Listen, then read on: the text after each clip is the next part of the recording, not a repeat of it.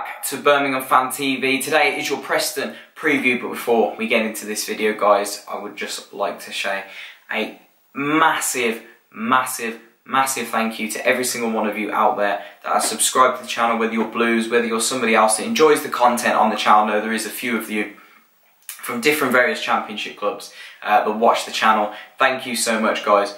It means the absolute world to myself, to Emily, to Mark, to Jack, to Chris, to everybody that does stuff behind the scenes as well, helping us out. It means the absolute world. It's only going to get better and better as we progress. Already we're thinking up some things for the new season to help improve each of these videos, add more videos to our repertoire if we can, and get you guys involved more. I know it's been difficult this season. Myself and Emily have been at university trying to finish a dissertation in the third year while doing this, while holding down jobs. It's not been the easiest, but I'd like to say a massive thank you, guys. It means a huge amount. We make these videos for you guys and for your entertainment. We get nothing out of this. The small pittance we will make from it will go back into investing into the channel, and that's what it is. So thank you so much, guys. It's massively appreciated. And I just want to apologise for no Millwall vlog over the week. Sorry, I've not been very well at all, and I've been snowed under with university work. I just didn't think it was right to put it out. Not that it should have gone out. It's not an excuse, but I wasn't very well, and Emily's not been feeling 100%, and we just didn't want to waste our time, no offence, with a 2-0 defeat. So yeah, apologies about that one, guys. But if you could leave us a like on the video and smash the likes and the comments today for this one, please leave me your thoughts, leave me your comments, let me see them, let me read them, let me hear your thoughts after this week. I know it's been a bad week, but Blues stick together. I think we've come together as a club so well. We've done so well to hold it together. 5,600 of us going down tomorrow to back the boys. It just shows that we have this unwavering support, and credit to every single one of you. Not just if you go in tomorrow, but for every single Blues fan for backing the team this season. Well done, guys. I know it's been a difficult week. The results haven't gone our way. Wednesday night, sorry. We lacked. We struggle. We struggle when teams come in and sit at St Andrews. We really do. It shows that while we're a very good team and we're very good at what we do, and Gary Monk's a fantastic manager and we've got some fantastic players, at times we struggle when teams are physical and big, and while we like to be a bit physical in there with a bit of quality, teams manage to match us. I think the team selection was perfect. It just was the style that we went for. We played as if Jukovic was still up front. He wasn't, and we struggled. But look, let's not dwell too much on it. Let's go into this Preston preview and let's analyse our opponents and look at maybe a few ways that we could line up and beat them on Saturday. So their previous result was midweek as well, and they had a fantastic result. Not really a surprise, if I'm honest. They beat Middlesbrough away 2-1.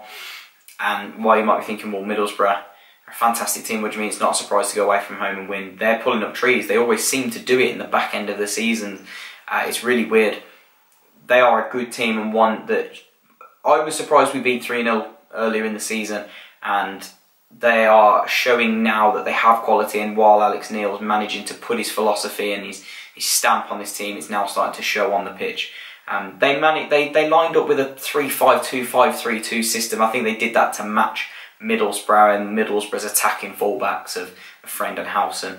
So they lined up with Declan Rudd in goal, a back three of Davis, Hughes and Story, a midfield five with the wing backs in there of Brown, Daniel Johnson, Pearson, Gallagher and Earl, and a forward two of Maguire and Nemche. And for me, the key players in there for me are the midfield three of Preston. So much quality in that midfield with Daniel Johnson and Paul Gallagher. Pull the strings for them. Really good technical players in that midfield. I'm sure that Ben Pearson sits just behind them. I know he's a very tenacious midfielder.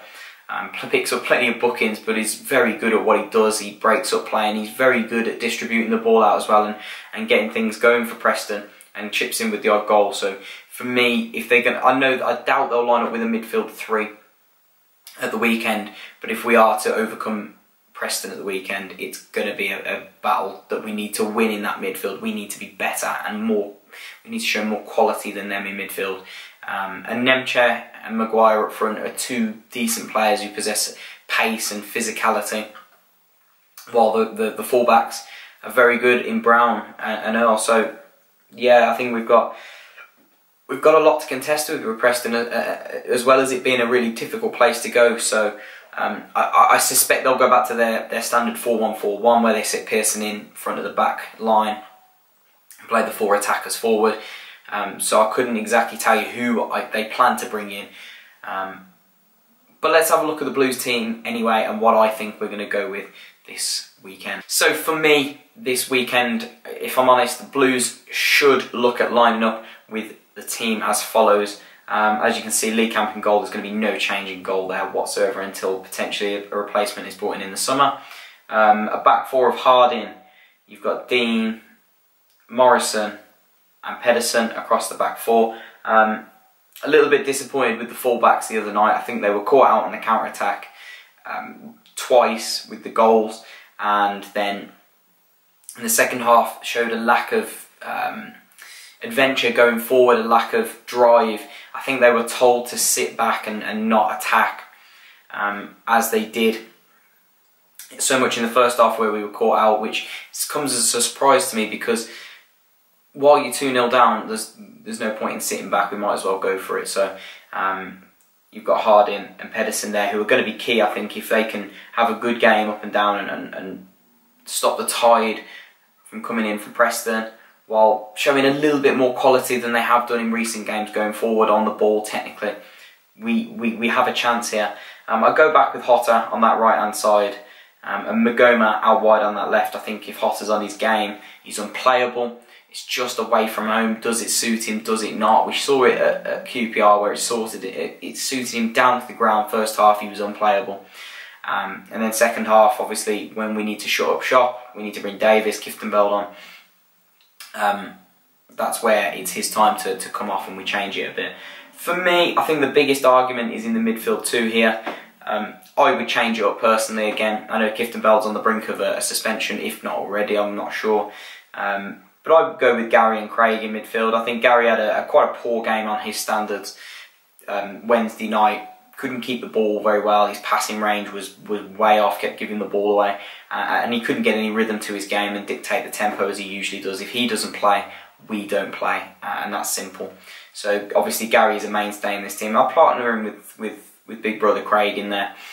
I think Craig gets a lot of harsh slack, shall we say, while he's finishing this season, and most of the time is poor. Yes, granted, he missed 2 sitters against Villa at the weekend. They were poor, yes.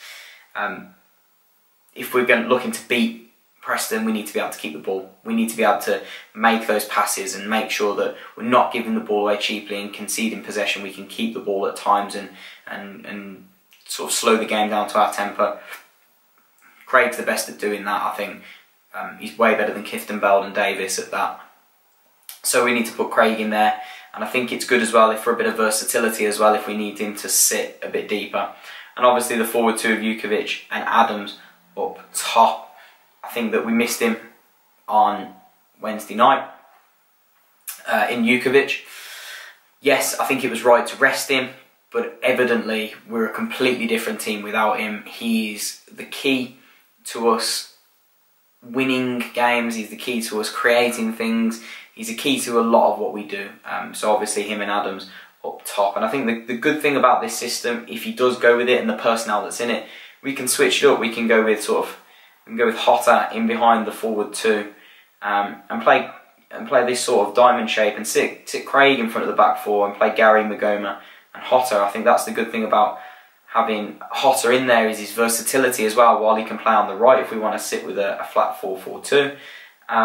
He can then sit behind the strikers as well and do his job there and be a menace. And we can sort of play with this as well. If we look to go with this 4-4-2, how we usually play, we play with the forward four on the front foot as such, and we sit the the midfield 2 just in front of the back 4, while pushing the full-backs on a little bit higher up. But I think that would be the person I would go with. If not, obviously he's going to put Kiftembeld in there, and he'll sit next to Gary there, and obviously play either at the base of the diamond or in a flat 4-4-2.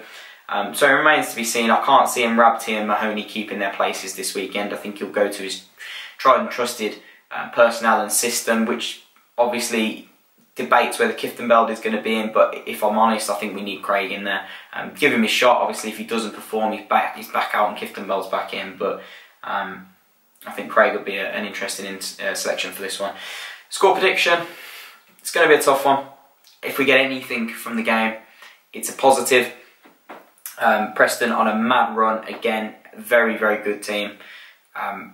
Probably outsiders for the playoffs, and anything we get there is a positive. So I'm going to go with a 2-2.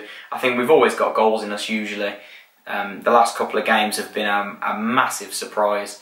I think that teams have shut us out, and I think it's been a lack of confidence. Not that the team doesn't believe in Monk, not that they don't believe in themselves. I just think it's been knock after knock, and we need something to get us on track. And a goal off a backside tomorrow will be the key. I think it will get our confidence back up. It will get us going again.